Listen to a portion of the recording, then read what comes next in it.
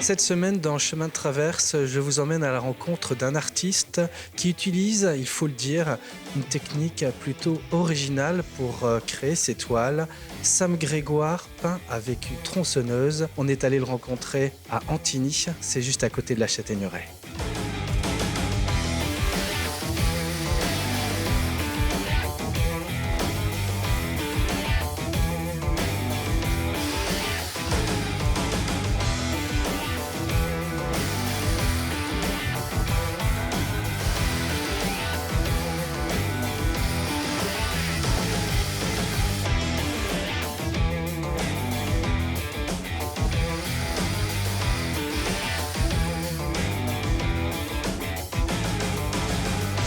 Bonjour Sam.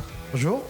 Merci de nous recevoir dans ce qui est pour toi finalement une galerie où tu peux nous montrer tes œuvres qui sont là, tout autour de nous. Il faut signaler qu'il y en a quand même pas mal en ce moment à la Vendéthèque de la Châtaigneraie, 70 œuvres que tu exposes.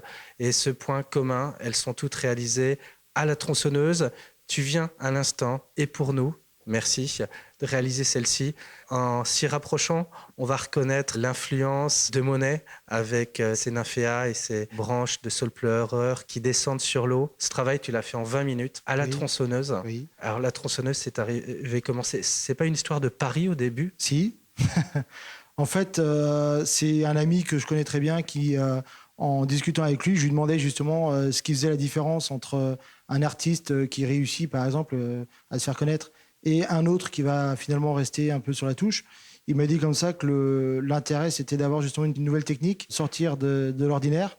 Se démarquer. Se démarquer, c'est ça. Et justement, arriver en plus à y mettre, sa patte, une technique justement reconnaissable. Et voilà, de le faire avec le cœur, avec les tripes. Et puis en plus, la tronçonneuse, toi, tu la connais bien parce que tu as une formation et c'est aussi ton autre activité. Tu travailles comme paysagiste. Mais maintenant, c'est vrai qu'il y a l'art qui vient s'en mêler. Oui. Et cette technique, contrairement à ce qu'on pourrait penser, elle est à la fois originale, mais elle est très précise. Elle est si précise que parfois, tu utilises ton appareil photographique en mode macro pour aller vraiment y faire une plongée à l'intérieur. Et ce qui ressort est tellement sympa que ça vaut le détour. La technique, elle est venue du fait d'observer ce qui se passait quand, par exemple, la lubrification de la chaîne, on voit l'huile sortir. Et c'est pour ça que finalement, je me suis dit, on mettrait de la peinture à la place de l'huile. Qu'est-ce qui se passerait? Après, c'est vrai que le travail d'immersion avec la macrographie, c'est une façon justement de faire comprendre au public que derrière cette technique, il y a une extrême finesse. Et qu'en zoomant, en allant chercher très très loin dans la toile, eh bien, il y a une multitude de couleurs, de variations de couleurs. Et c'est là que ça me semble intéressant de continuer à creuser là-dessus. Il n'y a pas que l'abstrait, il n'y a pas que le figuratif. J'essaye justement de ne pas forcément me mettre dans un moule. J'essaye d'explorer tout ce qui est exploitable. Et voilà, je suis curieux de nature. Et je veux voir jusqu'où je peux aller. Toujours être surpris de ce que je trouve, on va dire.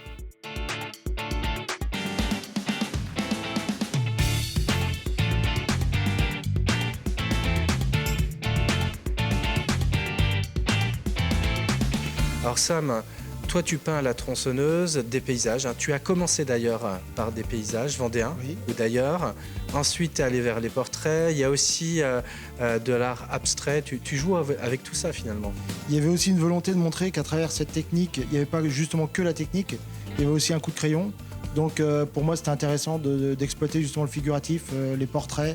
C'est une façon aussi de valoriser, de rendre hommage. Donc il y a tout un travail justement de mémoire, voilà. On pense à Clémenceau, oui, par exemple. Ça, oui. Alors là, pour le coup, tu as une histoire, je pense, à nous raconter, parce que Clémenceau, tu l'as peint à la tronçonneuse, oui. Mais en version XXL. Hein. Oui. Ça s'est passé où? À Mouilleron-Saint-Germain. Tiens. Et c'est vrai que c'était un sacré défi, dans le sens où déjà, c'était un bâtiment qui était classé, donc je ne pouvais pas intervenir directement dessus. Plusieurs contraintes, c'est-à-dire que déjà, il a fallu que je le filme, pour arriver justement à mettre un support où je puisse travailler dessus sans abîmer le moulin. Et en plus de ça, le gros problème, c'est que c'est cylindrique. Donc il a fallu que je déforme le portrait pour le rendre en fait à l'échelle.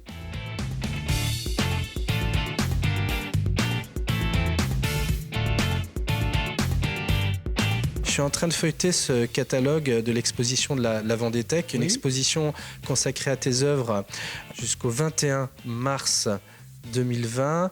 Et on y voit effectivement quelques références et portraits. Tout artiste est inspiré par la Joconde. Alors c'est un double hommage, dans le sens où c'était le centenaire de la maison Bossis, et en même temps c'était les 500 ans du décès de Léonard de Vinci en 2019. Donc pour moi, c'était intéressant justement de réunir les deux et d'immortaliser ça justement en faisant cet hommage. Alors la maison Bossis, c'est une maison qui fait tout simplement du cognac. C'est ça, une maison de cognac, oui. Et toi, tu as même participé à l'élaboration d'une bouteille.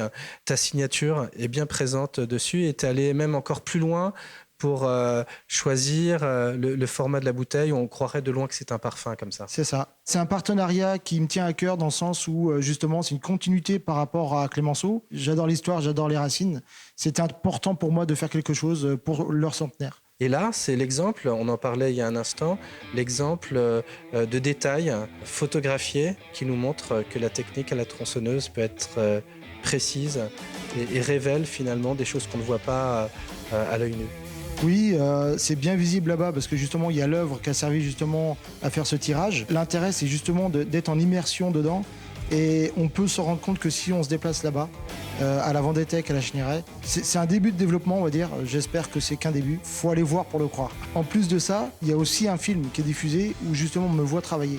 Donc je pense que c'est très intéressant aussi pour les curieux ou les sceptiques ou ceux qui veulent voir.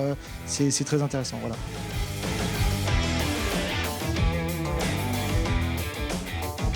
Tu peux nous présenter un peu ce que tu as voulu faire là à côté ? Donc là, par exemple, j'appelle ça les hubs. Donc c'est des petits bonhommes qui finalement représentent peut-être un petit peu mon parcours ou mes émotions. Donc celui-là, par exemple, c'est le Marginal Hub. Marginal parce qu'il sort du cadre. J'ai jamais réussi à rentrer dans un moule et j'espère pas que ça va commencer maintenant. Sinon, ici, un tableau justement sur Paris. Donc de nuit, avec justement beaucoup de couleurs. Magnifique. J'aime beaucoup. Profondeur, voilà. Ouais, j'aime beaucoup. Alors, il faut savoir que tu utilises la tronçonneuse, mais quand tu ne l'utilises pas, tu agrémentes tes œuvres avec d'autres outils, mais qui viennent du chantier finalement, une truelle par exemple, ou d'autres outils comme ça, c'est ça ? Oui, alors je travaille aussi justement avec des morceaux de métal que je découpe pour avoir des angles ou des formes qui m'intéressent, on va dire, pour développer des formes, des traces qui vont comment dire, être uniques, on va dire. C'est avec un morceau de métal que tu signes, hein, d'ailleurs. Oui, c'est ça, oui. Okay. Toujours histoire de contredire ou de ne pas faire comme les autres.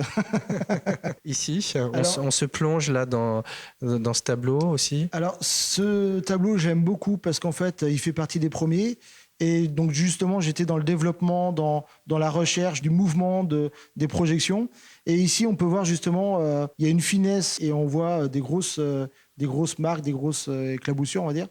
Et c'est justement un travail où on voit finalement que, c'est-à-dire que j'ai essayé de faire quelque chose d'assez structuré et j'apprends à chaque fois que je fais, j'apprends. Voilà. C'est un terrain de jeu, on va dire. Un peu plus loin, en bas, certains reconnaîtront la Tour Mélusine. C'est une de tes premières œuvres. Hein. Aussi, oui. J'étais à l'école à Vouvant et c'est vrai qu'il y a un très beau patrimoine.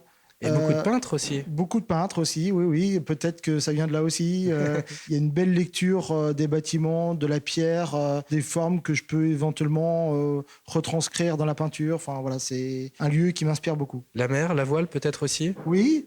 Alors en plus, cette année, il y a le Vendée Globe. Donc c'est un petit clin d'œil.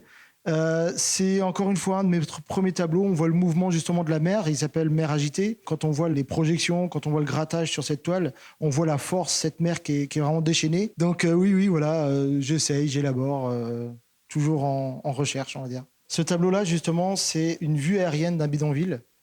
Donc un bidonville situé au Mexique. Et c'est justement une façon de démontrer que finalement, en y mettant un peu de couleur, eh bien, c'est tout de suite plus joli. Donc c'est un double symbole, c'est-à-dire que c'est pour montrer justement ce qui se passe vraiment et ce qu'on pourrait faire si on y mettait un peu de couleur. Voilà.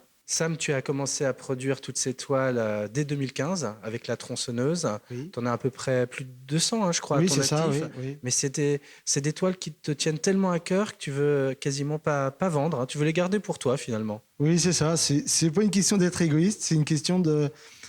J'y mets mon émotion dedans et c'est vrai que c'est une partie de moi et de se détacher de ça, c'est compliqué. Éventuellement, si tu as des gens qui sont conquis, qui veulent absolument en avoir une chez eux, il faut qu'ils discutent avec toi. C'est peut-être Oui, jouable. Ouais. c'est jouable. Il y en a quand même pas mal à vendre, hein, faut pas. Mais derrière ça, c'est vrai que moi, c'est le fait aussi d'acheter une œuvre d'art, c'est acheter une partie de l'artiste, mais surtout lui donner raison et les moyens de continuer. D'ailleurs, et toi, tu aimerais continuer plus que jamais à produire, à créer et peut-être à lever le pied sur ton activité professionnelle de maçonnerie paysagisme? Mais oui, alors déjà, d'un point de vue danger, je me rends compte que j'ai un métier très dangereux. J'ai eu déjà des accidents de travail. Donc c'est vrai que l'art me permettrait justement de lever le pied là-dessus et en même temps me dépenser à fond pour ce travail qui est très enrichissant et où je sais qu'il y a beaucoup à faire. Sam, la vie, Oui. c'est l'art des rencontres et chaque rencontre, c'est une possibilité d'un nouveau sujet pour toi. Oui, j'adore les rencontres. C'est d'ailleurs les rencontres qui me font progresser, de par justement soit des défis, soit justement des choses que je ne fais pas forcément, comme le portrait de Clémenceau. Ça a été grandiose entre guillemets parce que je l'avais jamais fait de cette taille-là, par exemple. Et à côté de ça, voilà, je jette une bouteille à la mer. Les personnes qui finalement s'intéressent ou voudraient me rencontrer ou avoir des projets, je suis partant. Voilà. Alors, on peut te trouver comment, Sam? Eh bien, on peut me trouver sur Facebook, Art SG. Pour te contacter et puis découvrir aussi ton travail aussi sur Facebook. J'imagine que tu y poses quelques œuvres également. Oui, il y a des vidéos, il y a justement des immersions, soit par rapport à Bossis, le cognac. Il y a beaucoup de choses de mise, pas tout. Ok, ben en tout cas, j'étais ravi de te rencontrer. Je te souhaite plein de belles choses pour la suite. Oui. Et puis, ben, nous, on va se dire à bientôt Oui. pour une autre émission de Chemin de Traverse. Merci, Sam. Merci.